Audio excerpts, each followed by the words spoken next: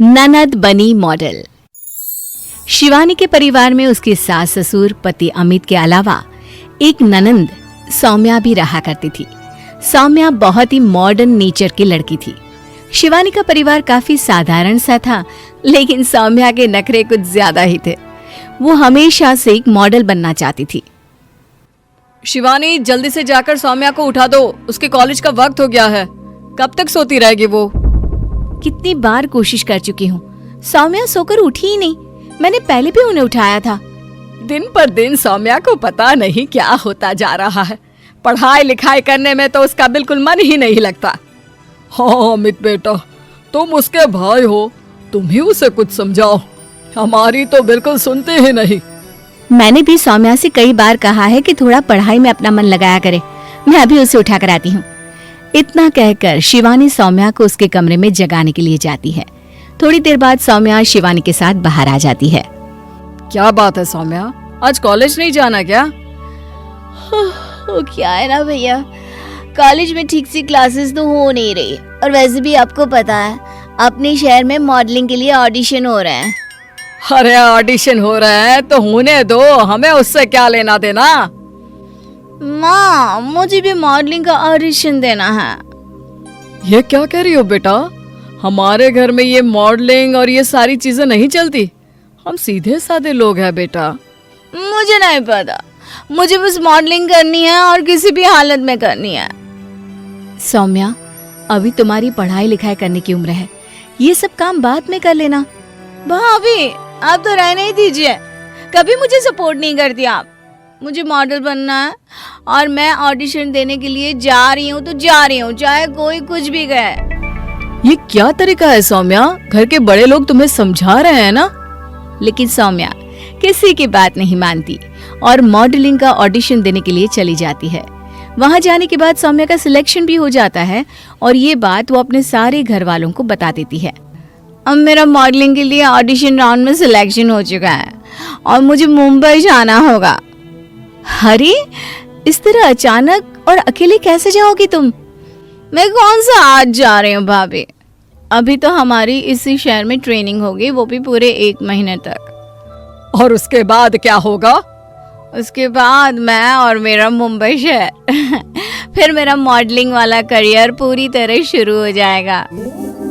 अपने घर वालों के लाख मना करने के बाद भी सौम्या ने मॉडलिंग करने का डिसीजन नहीं छोड़ा और कॉलेज छोड़कर रोजाना मॉडलिंग करने के लिए जाने लगी। एक दिन शाम के वक्त, पापा, मुझे 1 लाख रुपए चाहिए। 1 लाख?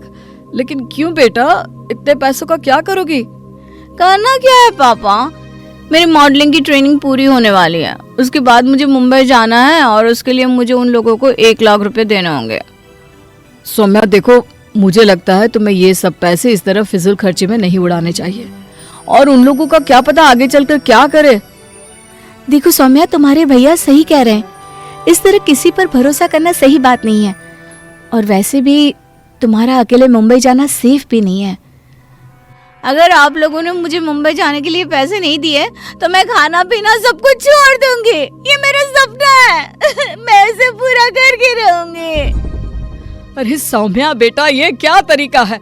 इस तरह जिद नहीं करते, छोड़ दो अपनी जिद। लेकिन सौम्या ने अपनी जिद के चलते किसी की एक बात नहीं सुनी। उसने खाना पीना छोड़ दिया।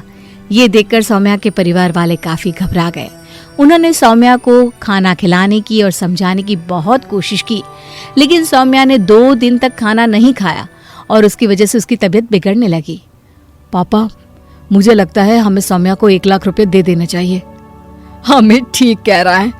अगर उसने 1-2 दिन और खाना नहीं खाया और उसे कुछ हो जाएगा तो मैं अपने आप को नहीं माफ कर पाऊंगी। मैं अपने बेटे को इस हालत में नहीं देख सकती। लेकिन मम्मी जी, सौम्या बेकार की जिद कर रही है, कहीं वो गलत हाथों में पड़ गई तो? बहू ठीक कह रही है, लेकिन सौम्या की जिद के आगे हम कुछ नहीं कर सकते।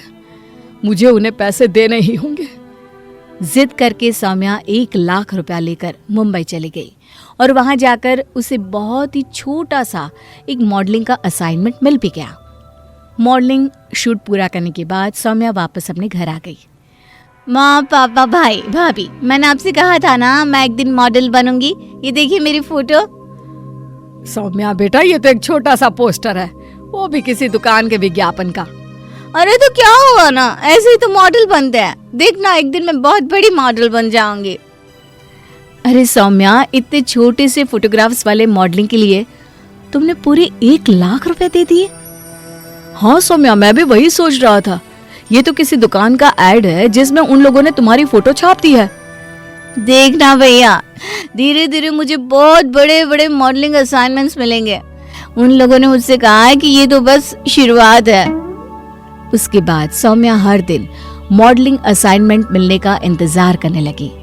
वक्त बीतता गया लेकिन उसे कोई कॉल नहीं आया।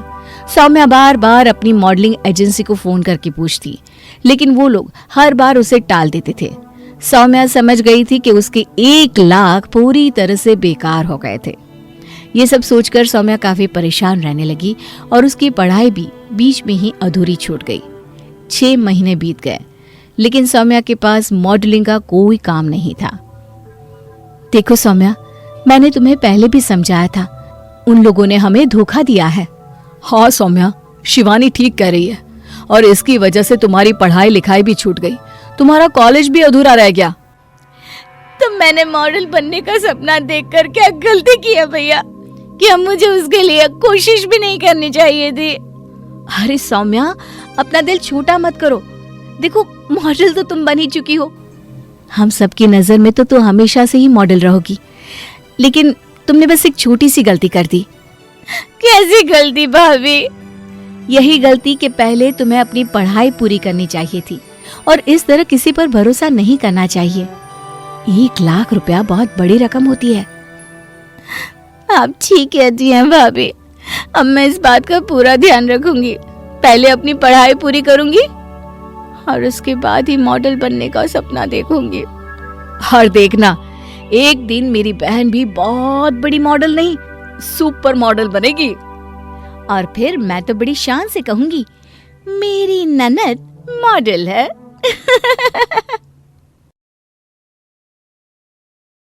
दोस्तों, अगर आपको ये कहानी पसंद आई तो इसे लाइक करें, शेयर करें और कमेंट करके बताएं कि कहानी में आपको सबसे अच्छा क्या लगा।